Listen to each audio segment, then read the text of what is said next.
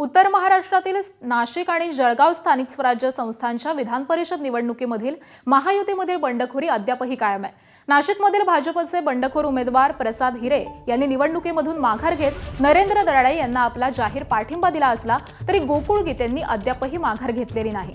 त्यामुळे महायुतीची डोकेदुखी अद्यापही कायम आहे। त्यामुळे नाशिकच्या निवडणुकीमध्ये गीते विरुद्ध दराडे सामना रंगणार आहे। गोकुळ गीते यांची मनधरणी करण्यात उदय सामंत, दादा भुसे आणि गिरीश महाजन यांना अपयश आलंय। आपण निवडणूक लढण्यावरती ठाम असल्याची प्रतिक्रिया गोकुळ गीतेंनी दिली आहे।